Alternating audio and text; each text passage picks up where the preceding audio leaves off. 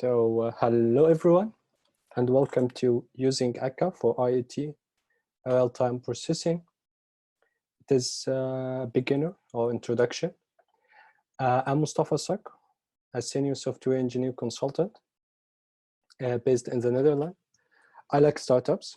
I started one and raised it 7 figures, and I joined early stage 1 in a pre-seed stage and raised also 7 figures. I started my career at Microsoft Egypt. I was a .NET developer.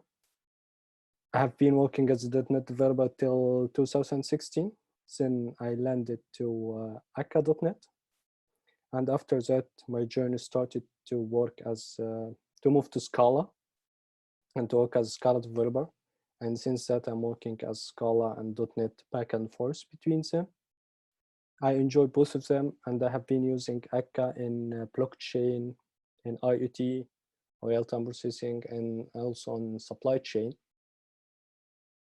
So, our agenda today, I will speak about introduction about the company, about the fleet management system, which we are going to process some messages to it for it, and about our journey from moving from monolithic to have our active system and to be able to scale it up. So our company was a story. It was a fleet management company. I was working for a fleet management company. This company has many clients or many companies working with us.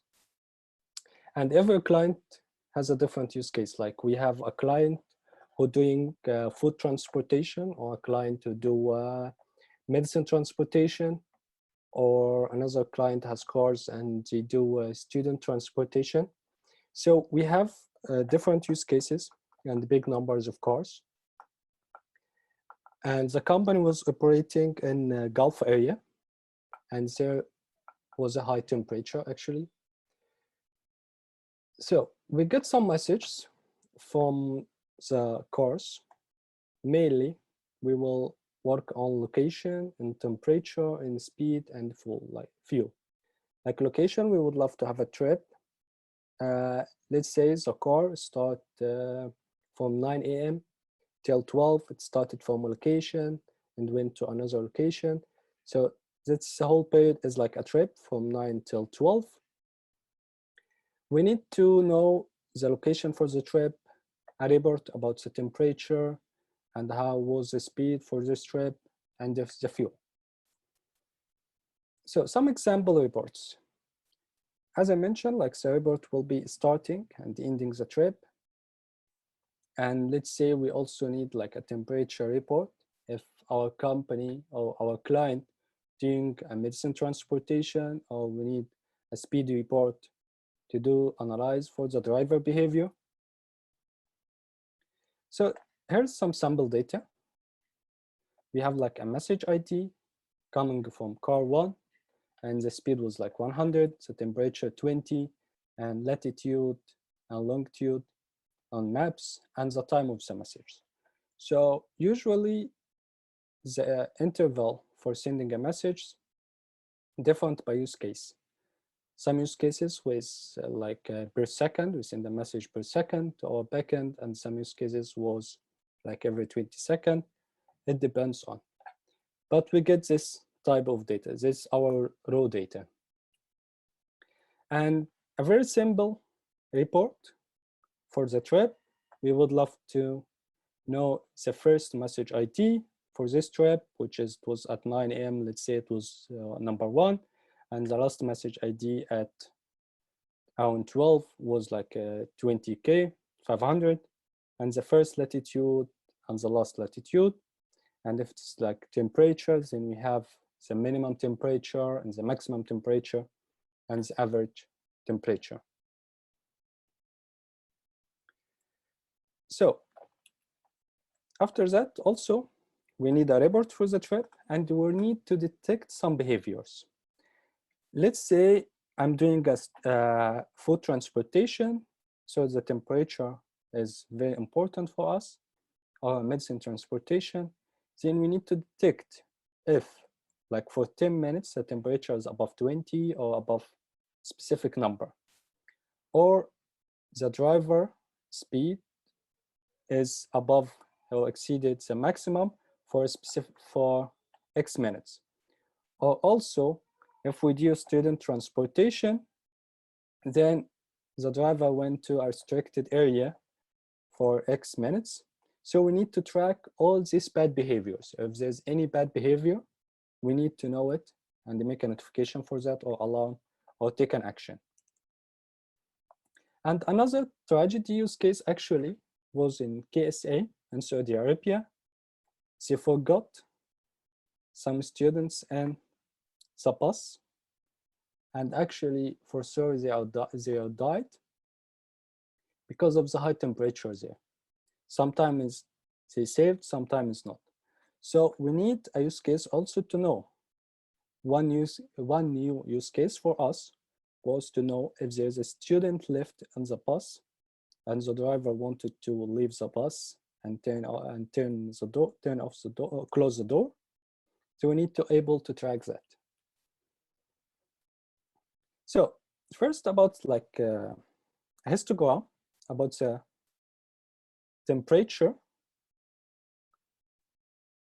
Not that, sorry, it's wrong word. That's about not temperatures, it's about the fuel. So if you see here, we need to draw like a histogram coming from up, and while the vehicle working or moving, it's go down and down and down. If the engine stopped for some time, and then it's go down and down and down. So we need to create also a report or histogram for the fuel.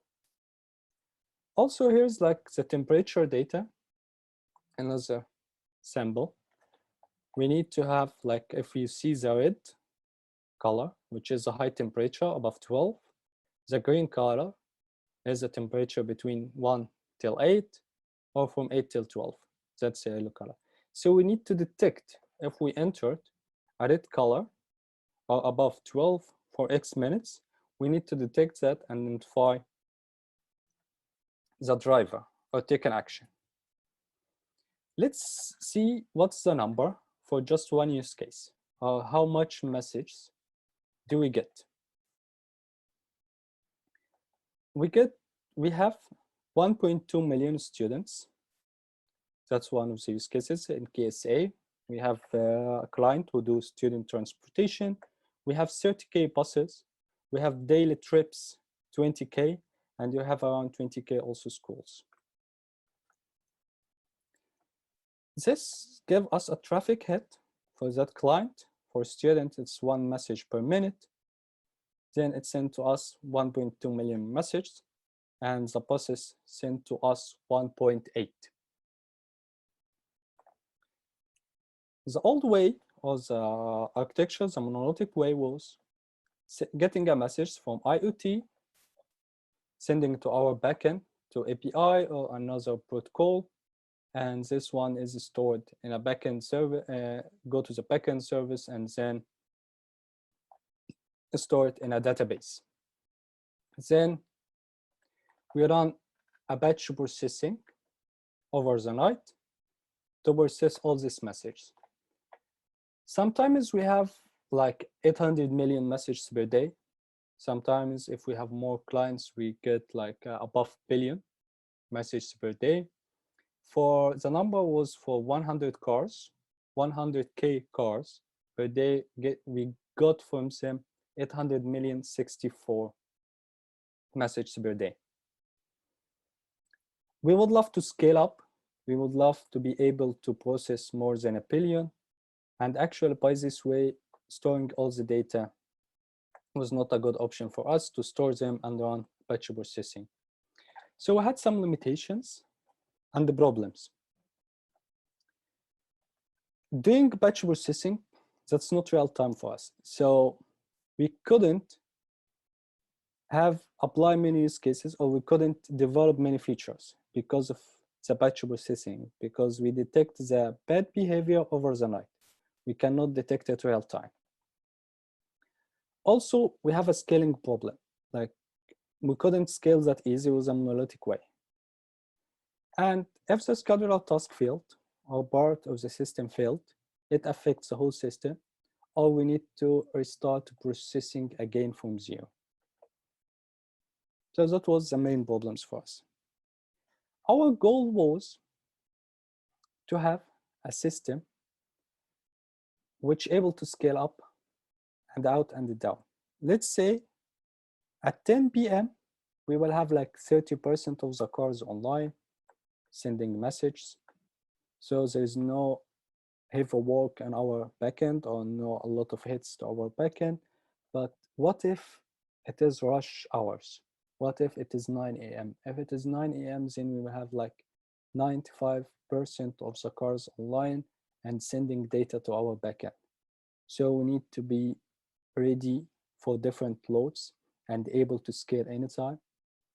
And also we need to, if we have a new client, we got like a new client with the 30K cars, we need to able to process this message and didn't affect our system. Or like what happened to Zoom now because of Corona, like everyone moving to Zoom. So Zoom will not work on this overload, but it's actually working and they call it scale. So we need our system to be able to scale up in the same machine or scale out in many servers and have many nodes, or also down when there's no need for more resources. So our system have to be elastic. Also, our system need to be real time. We don't need more batch processing. We need to be responsive. We need to apply for the user request within less than a second. We need to have a report immediately. I don't need to wait for tomorrow to get the report. Also, if I requested the report at 9 a.m., it's the same as when I requested at 9 p.m. It should reply to me immediately and generated real time. So our system have to be responsive. Also, our system, we would love to have a system which is resilient. When there's a failure happen, our service doesn't work, we need to able to restore the service. We need to isolate it, able to isolate it and doesn't affect the other services. Or if there's an actor failed, we need to able to restore it again. And the last thing, we need to have a loosely coupled system. And the communication between the services, we need to make it asynchronous. So our system need to be message driven. If we could achieve these 4 goals, elastic and responsive, resilient, and message driven, then we could move to reactive. Our system will be reactive, will be elastic, will be resilient, will be responsive, will be message driven. Then we can have a system which is able to scale with us, which is able to operate in the heavy load. So let's move to Akka, what we did and what was our journey to move to Akka. In the previous way, sending all the messages from cars to a SQL database, store them, then we have very big database, which it was around 24 terabyte. We need to run, as I mentioned, the batch processing over the night. Then we have a very big performance problem here. Processing time and also I/O, the reading time, it takes a lot of time. So we changed a bit the architecture. The car sending to our backend via bot call, and then we send it to Kafka. First, we didn't use Kafka actually. We just added another service, which it was Akka, and was publishing or sending the message to Akka service in a programming way. We didn't use another framework, just send it to Akka, to another service via HTTP, and then store the message in Cassandra. But after some time, we decided to use Kafka when we had many services. When we had many services and this service need to pull or to get some data, then we decided to use Kafka, because if we decide to use Kafka when we needed it. But if you use Kafka and you don't need it, you will have a big problem related to maintainability and the failures of Kafka and restore it back and all this stuff. So you will add a headache, which you don't want actually. So first, I would love to have a question. I would love to ask a question. If the people here know Akka or not? I will go to the chat. So if the people know Akka, I think they can reply with 1. If they don't know Akka, they can reply with 2. 0. I mean 1 or 0. If you know it, 1. If you don't know it, then it is 0. Okay, that's good. So almost everyone know Akka. So how we design the architecture for Akka? How we decided, we decided to design the architecture and split the actors. We decided to make it in a human way. So if we say it in a human way, if we don't have an Akka actor system, or if we don't have a computer, and we would love to process this message for cars. So we will have like employee for a group of cars, process the message, then it will take time. But what if the operation of getting a new employee is an easy operation, it's a lightweight operation. It doesn't cost us. It is a very cheap operation. So we can have an employee per car. This employee is responsible for processing the message for this car. And this employee and all the employees can work concurrently. So we decided to create an actor per car, like in the human way, to make it simpler for us. Then when an actor crash or something, then it doesn't affect the others. So the first step was our architecture was to create an actor for every car. Then we moved to create another 2 levels to split it also. We will have first a receiver actor. This receiver actor will get the message from IoT devices. We will pull it from Kafka, or we will get from a different source. This receiver actor will send the message for every client actor. A client is a company who work with us. And this client actor, which represent a company, will send the message to a car actor. And the client actor is working as a guardian for the car actor. So that was the message flow coming like this, sent to a group of actors, and every actor was responsible for processing that message. But having the whole system in one machine wasn't possible to handle all these messages. When we go to rush hours, that's not possible. When we have a new client, it doesn't give us the scalability we want. So we decided to use Akka remote on multiple machines.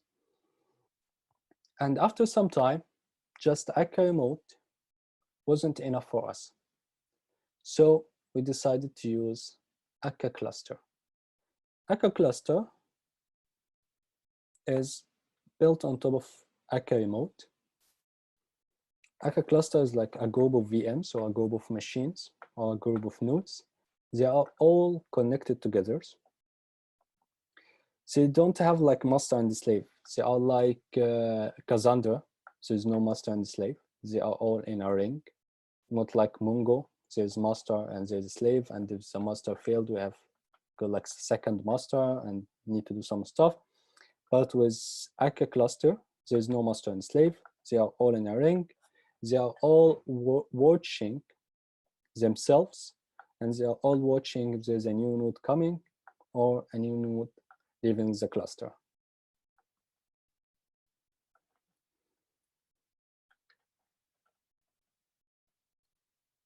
So Akka cluster, as I mentioned, it is a ring of nodes, and every node contains an actor system. But exchanging a message or sending a message locally is not like sending a message to remote or sending a message in another network. So we had to play a bit, and we had to split part of the architecture to minimize. We had to to minimize the exchanging of the messages between the actors. So we have the lowest, not between the actors, between the network. So to make most of the communication inside locally and less communication over the network. So we had to change a part for the architecture, and we create like a node for every client. But actually we face some challenges. The actors sometimes misbehave. So what if the actor failed? What if the whole actor system failed? So when we developed the system and when we tested it, besides the old system, it was working fine. And a normal scale, it was everything working fine. But then we step by step, we start hitting some problems, some challenges. So if we have an actor failed, if the whole actor system stopped, if the VM shut down, what if, as I mentioned, we have a message coming, but for some reason we got the third message before the second message, like the device from the car sends them in a wrong way, or because of the network, or for any other reason, we got them in a wrong order, or not in a correct order from the sender. Then our processing will not be correct, because let's say I got the message at time now, which is 1:40 maybe, the temperature is 20. And then I got a message at 1:45, the temperature is 20. But then I got a message which is say the temperature at 1:30. But I actually passed 1:30. Then our data is not consistent. Our data is wrong. Then we need to do something. We need to be able also to restart, when we restart the system, we need to be able to restart processing. So let's see here, this table. We have the message ID 1, and the engine was on. No, it was off. So we skip this message. We got message ID 2, all this stuff. If there's a wrong order here, we have to reprocess again. But how we can reprocess again? Or then we decided to use Akka resistance. So what's Akka resistance? Akka resistance helping us to persist some data. So when the actor recover, or when the actor restart, he know from which point he should start reading or start processing. I think it is better to slow down a bit here and to check first, is the use cases, the people got the use case or not yet? The use case itself. So if you can reply by 1 if you got it, or 0 if you didn't get it. So the use case is clear for everyone. So if we go back to the challenge, the challenges we mentioned, we have to improve it, only the last message. Okay. So the last message, which is the ordering, is not correct. Do you mean that? Okay, if we go back. So that was our system in production, actually.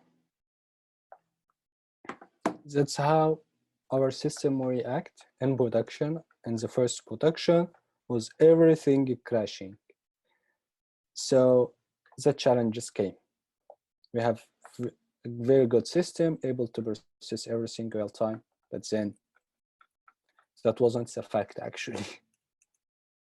So as I mentioned, what if an actor failed? I got a message. Let's say the trip has 100 messages every trip. The starting how we process this message.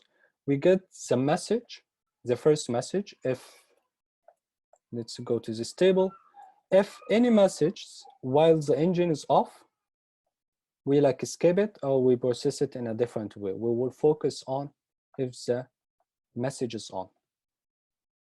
So when the engine is on. So let's start from 2. When we get a message and engine is on, then we create an actor for this car. This first car actor, then we move to like a trip actor. We create a trip actor. The message come to the trip actor. Okay, let's start. The starting time is 9. Okay, the speed is 50. That's fine. Then we go the second message. We skip this message. We don't do anything. We go to the second message. Hey, the speed is 70. Okay, the speed is 70. Let's say it is above the average, above the maximum speed. If it is above 60, we start logging or we start tracking the bad behavior. Okay, it's above 70. What's the starting time of that? Let's say it's 9.5. Okay, the message number 4 is the speed is 80, then it is above the speed. We continue adding. The starting point was 9:05 a.m. And then it is 80. Okay, counting again, counting again, counting again, till you reach to a specific period, which is if it is above 10 minutes, then I publish a message, which is, hey,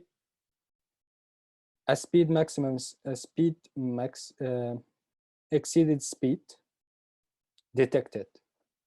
And then another actor have to take an action. Another actor in our system have to take an action for that. So like we got a message, we continue skip, and don't bother about this message. Or when we have specific number or exceed this number, we start logging from the starting point of this number till we reach to a specific window. If we achieved a 10 minutes window, then we send a message. But if we achieved 5 minutes, we don't care, like for a specific number of minutes. That's for the speed. That's also for the temperature. That's also for location. So if while processing this trip, the actor failed, what we should do? Then we should go to Akka resistance to know when it is failed and to start reading again. So we will log message number 2, message number 3, we will persist message number 2, message number 3, message number 4, and 5. What we persist till 4, and it is failed on 5. So when we start the actor again, we will start from 4, which was the last message.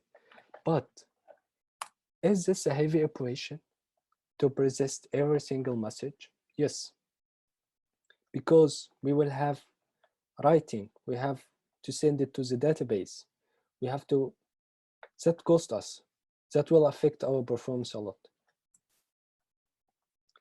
So the question was, should we persist every message, or when we should persist, and what if the order is wrong? So these 3 situations, we used Akka persistence for that, but we decided to log the first message of the trip. So we will log number 2. We don't care if we failed at 5, at 4, at 3, whatever the number. We will log the message ID, or we will persist the message ID for the first message in the trip. Then, when we start restoring again, by this way, we don't have to persist everything. We will persist, or we will log just one message for the whole trip. If the whole trip has 100K messages, 1K message, or 100K messages, we log just one message. And also the operation of processing this message is not that heavy operation. So it is not a problem for us to reprocess again from number 4 or from number 3. the message after that, if it is a big number, it will not take that much time. So that's fine. So as I mentioned, the potential bottlenecks, if you persist everything, then you should consider the database operation, because it's a cost operation. And you should also consider, if you will not persist many things, then you should consider the reprocessing time. So we have 2 points, or 2 problems, or 2 bottlenecks. If I insert everything, then the reprocessing time will be very low, because I will not actually reprocess something, because I will get from the last message, but I will get a problem with performance because of inserting in the database. If I don't insert at all and leave, or insert every day, or insert every very big window, then the reprocessing time will take very long time. So based on your case, you should decide when you should persist to doesn't affect inserting time and also the reprocessing time. Also had a problem, a very big problem, about monitoring.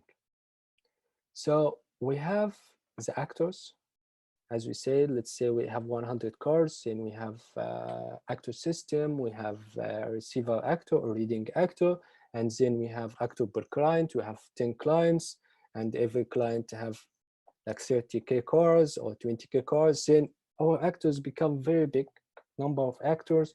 We need to stop this actor after the trip. We need to restart another actor again when this trip started. So it becomes very complex to us. We need to monitor them. We need to know what they are doing, which actors are alive, which actors are killed. So we can use for that Akka monitoring and telemetry, but it's with a subscription. But we decided to use to build a custom tool for monitoring and detection, to detect some behaviors with actors. So we started to log some starting and the ending of the actors. We start to log some points in the system.